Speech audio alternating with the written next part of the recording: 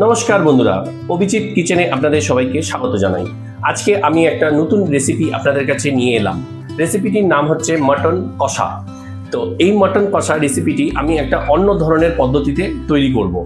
তো আমি কিভাবে এটা তৈরি করছি আপনারা ভিডিওটা পুরো দেখবেন। ভিডিওটা ভালো লাগলে লাইক করবেন এবং চ্যানেলটিকে সাবস্ক্রাইব করবেন। তো চলুন ভিডিওটা শুরু করা যাক। তো বন্ধুরা, আজকে যে আমি মাটনটা রান্না করব তার জন্য আমি এই যে একটা বাটিতে 500 গ্রাম মতো মটন ধুয়ে ভালো করে পরিষ্কার করে জল ঝরিয়ে রেখে দিয়েছি। এখন প্রথমে আমি এগুলোকে একটা প্রেসারের মধ্যে সিদ্ধ করে নেব। তো মাটনগুলোকে আমি প্রেসারের মধ্যে দিয়ে দিচ্ছি।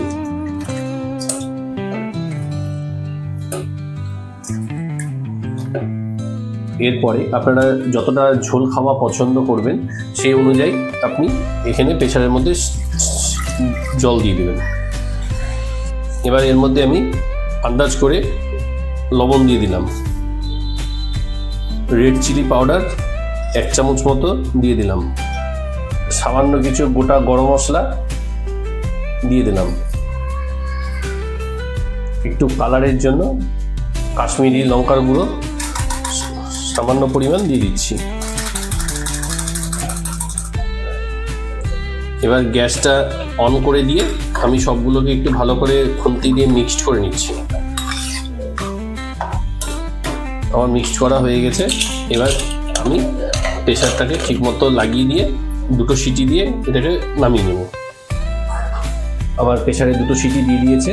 আমি এখন এটাকে একটু সময়ের জন্য নিচে নামিয়ে রেখে দিচ্ছি। এবার আমি একটা কড়াই গরম করে নিয়েছি। এবার এর মধ্যে আমি সরষের তেল ঢেলে দিচ্ছি।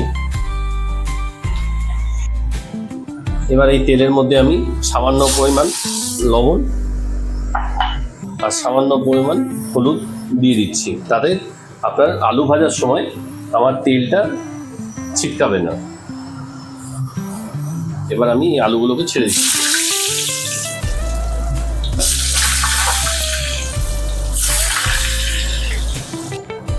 এখন এটাকে কিছুক্ষণের জন্য আমি ঢেকে রেখে দেব।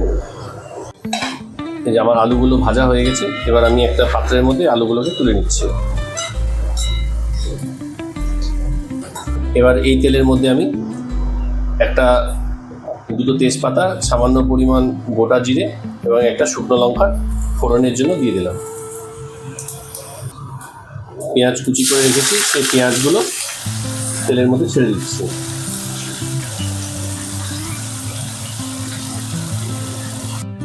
পেঁয়াজটা যতক্ষণে ভাজা হচ্ছে ততক্ষণে আমি এই যে প্রেসার কুকারে যে মাংসগুলোকে সিদ্ধ করেছিলাম সেগুলো জলের থেকে আমি আলাদা করে মাংসগুলোকে ছেঁকে বের করে নিচ্ছি। এই যে বন্ধুরা, আমি মাংসগুলোকে প্রেসার কুকার থেকে জল থেকে আলাদা করে বের করে রেখে দিলাম। আর জলটাকে আমি প্রেসার কুকারের মধ্যে যেরকম ছিল সেরকমভাবেই রেখে দিলাম। এটা পরবর্তীকালে রান্নার ক্ষেত্রে কাজে লাগবে। পেঁয়াজগুলো দেখুন কত সুন্দর কালার চলে এসছে, ভাজা অলমোস্ট হয়ে গেছে। এবার এর মধ্যে আমি রসুন বাটা আর সামান্য কিছু মশলা আমি এর মধ্যে অ্যাড করছি। 1 চামচ মতো জিরের গুঁড়ো, 1 চামচ মতো ধনের গুঁড়ো,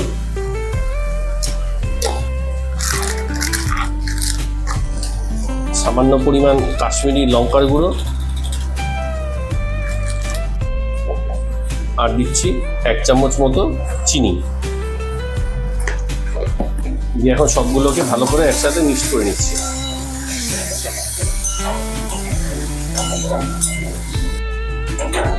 এবং বন্ধুরা, আমার মশলা দিয়ে তেল ছাড়তে শুরু করেছে। এবার এই মুহূর্তে আমি আমার মাটনগুলোকে এর মধ্যে ঢেলে দিচ্ছি, দিয়ে মশলাগুলোর সাথে ভালো করে একসাথে মিক্স করে নিচ্ছি। মশলার সাথে আমি মাটনটাকে ভালো করে একসাথে মিক্সড করে নিয়েছি। এবার এর মধ্যে আমি আদা আর লঙ্কা বাটা দিয়ে দিচ্ছি।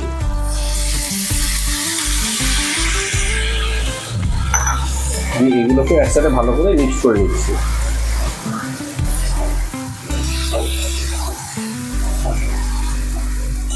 সব মশলার সাথে আমার মাটনটা মিক্সড করা হয়ে গেছে। এবার এর মধ্যে আমি একটা টমেটো কুচি দিয়ে দিচ্ছি।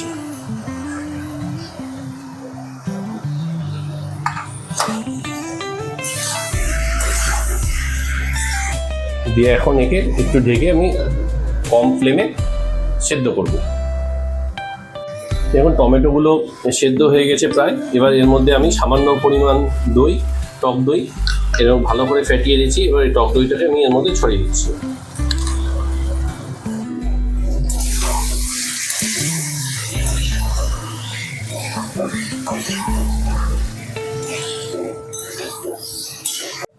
এবার এর মধ্যে আমি যে আলুগুলোকে ভেজে রেখেছিলাম এগুলোকে ছেড়ে দিচ্ছি।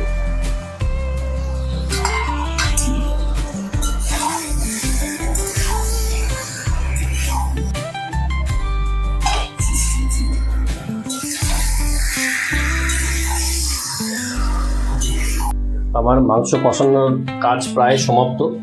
এবার আমি যতটা ঝোল খাবো সেই পরিমাণ আমি এই জলটা দিয়ে দিচ্ছি। এবার আমি কিছু সময়ের জন্য গ্যাসের ফ্লেমটাকে একটু মিডিয়াম করে দিলাম।